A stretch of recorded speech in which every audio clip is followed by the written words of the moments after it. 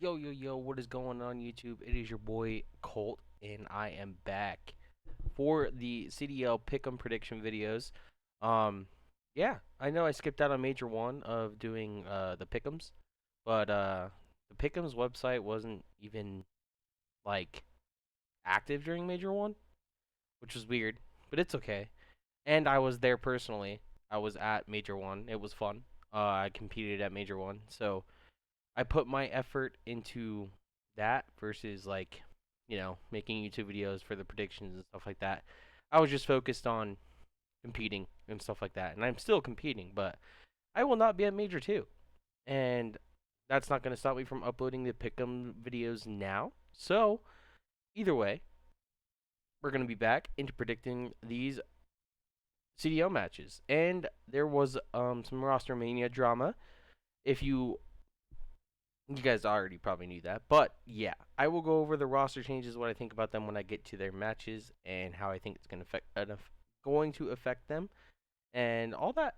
So yeah, let's get right into it. First match, which I want to say, I think it's cool that they added like more features to the pick'ems. They added like double points boost that you could do to matches and stuff like that. So yeah, I did this. I feel like this one was for me. It's an easy pick. Um, Even though London has Mr. Scraps back in the lineup. Mr. Scraps is back in the league after his, break hiatus, but he was playing in challengers and yeah, now he's back in the league. Good to have Scraps back, but at the end of the day, it's Toronto Ultra. Toronto Ultra's lineup is really really good. So, I don't I mean, we'll just have to see how Scraps like helps the London boys, I guess. But I think it'll take some time, but it is 3/4 of the BO4 phase roster.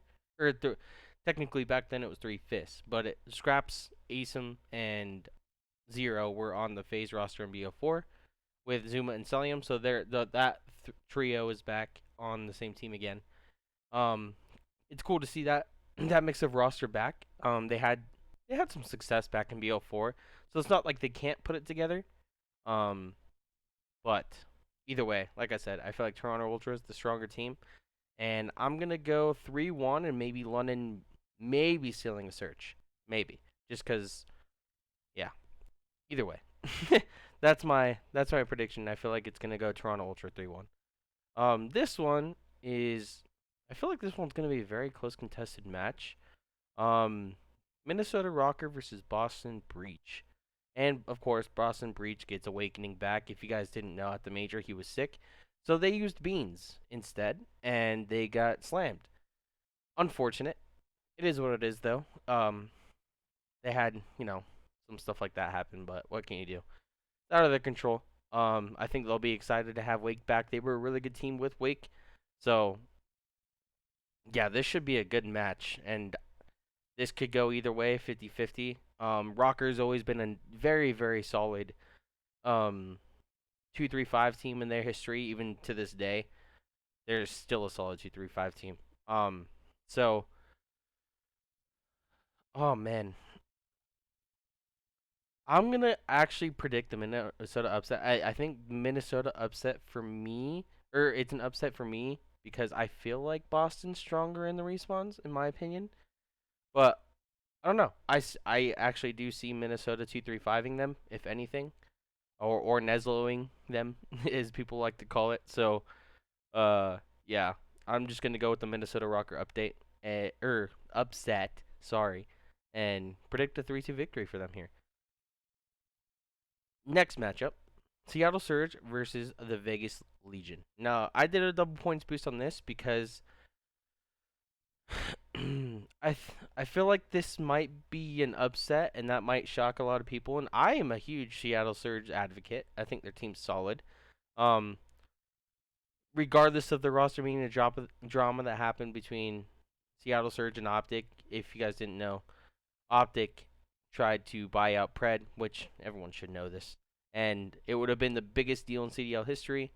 And Seattle Surge ended up declining the offer, so Pred stayed on Seattle. And I don't think that'll affect their team chemistry. Don't get me wrong, but I don't know.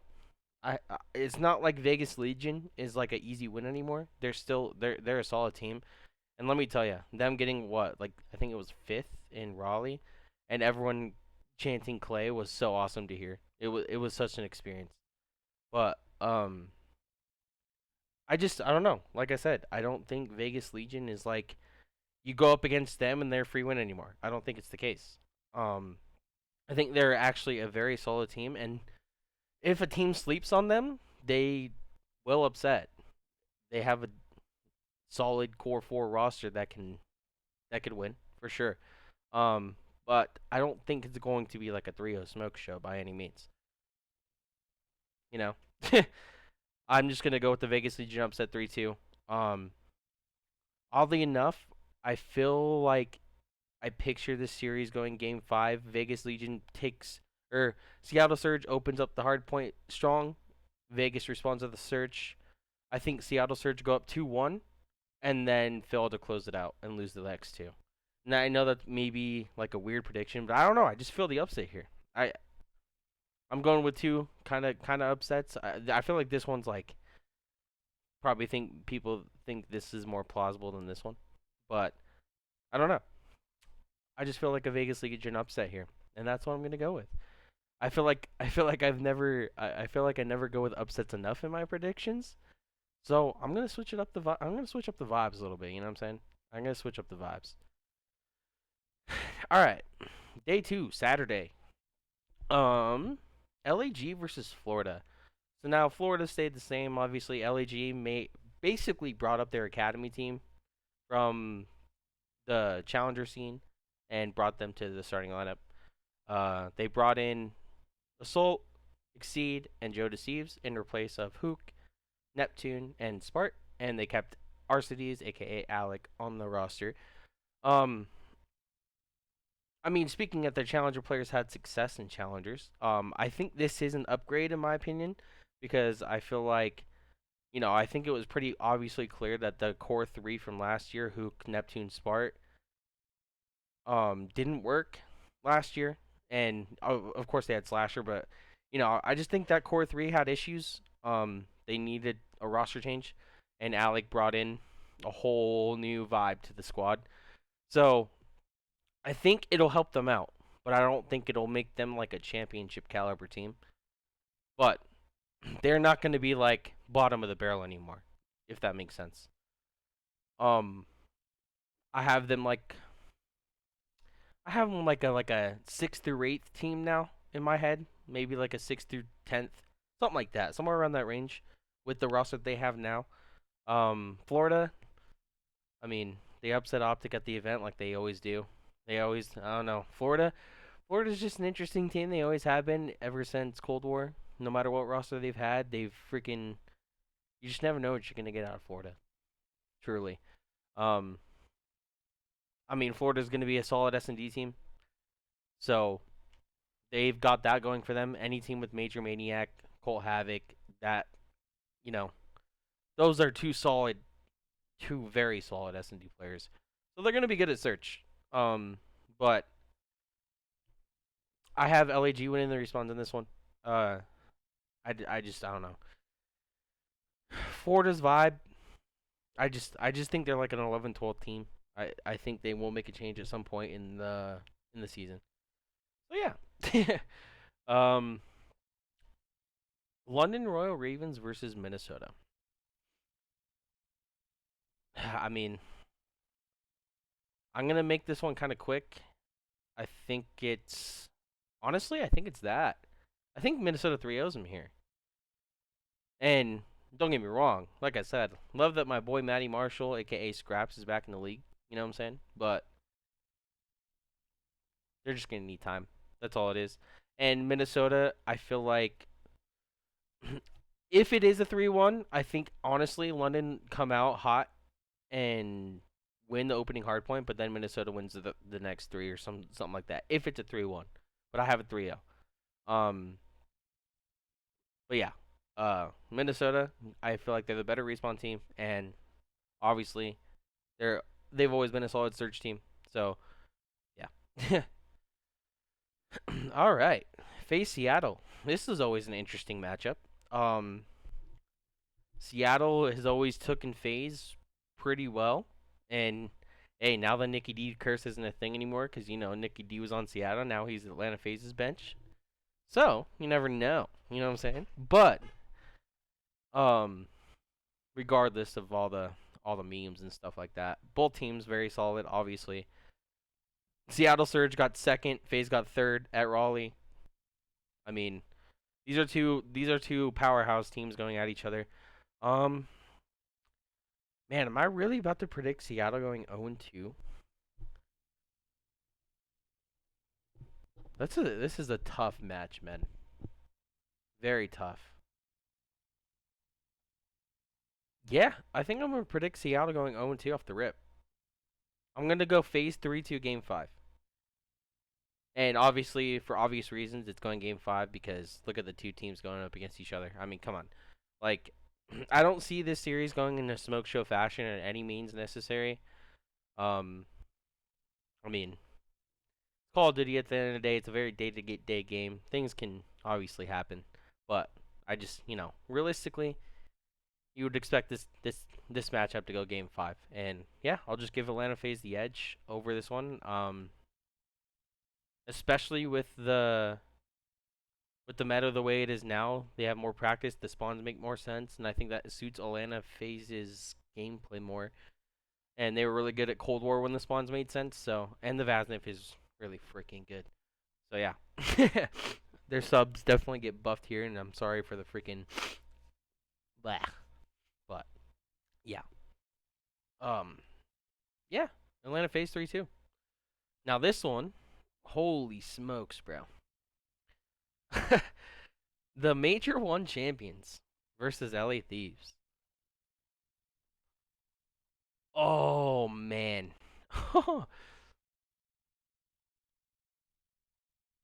Where do I even begin? First of all, I want to say congrats to New York for the win. I don't think I think very few people definitely had New York winning this event. Um, I thought they were a decent roster when they formed, but I didn't think they were like going to be that crazy off the rip. Like any Kismet's a very underrated player. He's always a dirty work player, but he had the event of a lifetime. That guy was frying at Raleigh, and then Paco's Paco.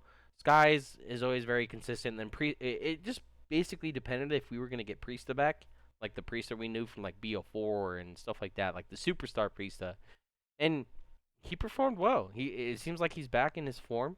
Uh, yeah, I think that's a huge reason why they won is because Kismet and Priesta stepped up a lot. And yeah. LA Thieves, I mean, they're always going to be a solid team to play. Your world champions from last year. Enough said about them.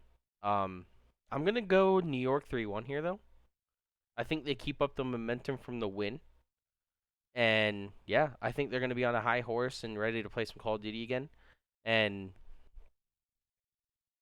yeah, I'm on the New York train right now. I really do think they're solid after the win, and they impressed a lot of people. Um, I'm not going to talk about this one very much. It's Toronto versus Florida. Um, I think it's going to be a smoke show. Probably like 45-minute series, in my opinion. No offense to Florida, but yeah, 3-0, 3 Ultra. This one's very interesting. Boston Breach versus Optic Texas. Now, obviously, everyone knows Optic Texas dropped Dashy, which is, everyone is kind of mind blown about it. I know a lot of Optic fans are either very 50-50 on it. They're very for or very against it. Um, so Dashy's Dashy. That guy's gross. Probably the best shot we've ever seen in COD. That guy's just raw talent. Obviously they had internal issues. They intended on dropping Inder and Dashy at the beginning of the season, but obviously solved things with issues. But apparently the internal issues with Dashy still existed. They didn't feel like a team. It happens. You know what I'm saying? Like, it is what it is. Sometimes teams don't work, teams don't mesh, and you gotta make a change if you want to win. So they picked up Kyler, aka Hook. The Zeo return is back. Dallas Empire trio. Um, I mean, to be honest, I think every Optic fan in the world would have rather had Pred. No brainer though. You know what I'm saying? Like if they would have gotten Pred, that would have been insane. But I think people are sleeping on Hook because like it's not like Hook is a bad player. I think he just had a timely spent like stint where he was on bad teams with bad environments. So like when he got dropped from Dallas Empire, it's not like he was a bad player. He got dropped because of Crim6. If everyone remembers that situation, literally Crim6 got Hook dropped, and it's not like Hook was performing bad. He was very good. And so Hook went to LA Thieves, and that roster was disaster. Like already, and he was going into a bad system with a roster internally that was already struggling. And then he went to LAG, and it was the same thing. So it's like I don't I don't know. I don't see the side where people can really like knock on Hook as a player. Like yeah, he hasn't performed well, but I think any player on a team that have like internal problems like that, it's hard to perform well. You know what I'm saying? So I don't know. I think the zero return is dope. I think they would have been better with Pred realistically, but like I said, like I just explained, I don't think Kyler is a bad pickup whatsoever. I think they'll do just fine with Kyler, and that would mean Seth would run an AR for the first time since what MW3 or something like that, crazy long time ago. And so Seth is on the flex, and to be honest, we just got to see how they play. Um, they started scrimming yesterday, and apparently scrims went decently well, so that's a good sign. But they got a lot to learn. Boston's obviously been scrimming longer since the new update, and I think that gives Boston the edge in terms of like actual repetition. But I mean, at the end of the day, Optics got the talent. Kyler's still a talented player. I still see this being a very close series. So I'll give Optic the edge game 5, but I think Boston Breach takes like 2 hard points. I think Optic Neslos them to win, in my personal opinion. Just because, like I said, Hardpoint got new spawns. I think Boston's gonna be more repped in Hardpoint specifically. Control didn't change, so that gives Optic a good sign there. Um, and Optic, the Zero trio, they were a good S&D squad, man. I have faith Optic can clutch up an S&D versus Boston. So I'll give Optic the edge 3-2, but I think it is an upset at this current point right now. In terms of their team form. So yeah, I'll go with the Optic 3-2 upset. Battle of LA. LAG versus LA Thieves. Wow. I feel like this is actually a tougher matchup than people think. Um, man, this is crazy. I think both teams are could be. Obviously, we haven't seen the new LAG roster scrim, but there was I guess like a leaked scrim sheet with scores of them scrimming Atlanta FaZe, and it's not like they got smoked. They did well. So I think they're going to be a solid hardpoint team this new LAG squad, and that's why I know I didn't really talk about that here, but I mean it's Florida. I know I probably seem like the biggest Florida hater, but I just their roster doesn't intrigue me like that, and I think they're like I said an 11th, 12th pace team at best. But either way, back to this match. Um, I think this is going to be a very close contested game, to be honest with you. Um, like I said, from that leak scrim sheet, they played Atlanta FaZe very close in respawns, which is a good sign. And my biggest question, I guess, is how are they going to perform in S&D? Very interesting S&D squad. I'm gonna give LA Thieves the edge just for the S&D, and I think both teams can closely contest each other in respawns. But yeah, I just think I think in terms of S&D, I have more faith in LA Thieves to win, uh, especially map 2. Especially if I have it being 3-1, I see like LA Thieves going up 2-0, LAG maybe winning a control, and then LA Thieves closing it out, something like that. Yeah. But I'm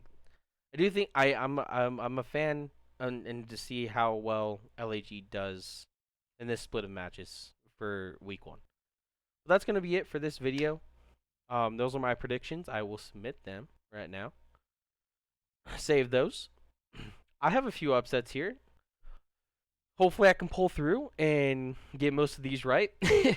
And honestly, I'm gonna try and keep track of like a record of how much, like a win loss record of how much I have right and wrong.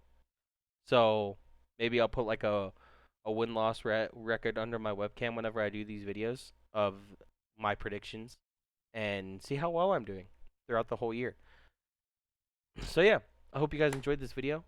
Um, I will link CDL pick'ems if you guys want to do this for fun. They have prizes if you do well and stuff like that, like leaderboards and stuff like that. It's a very fun thing to do if you're interested in Call of Duty and predicting the matches. It's something fun to do, man. Yeah. So that's gonna be it for this prediction. I will be back next week for week 2. Catch you later.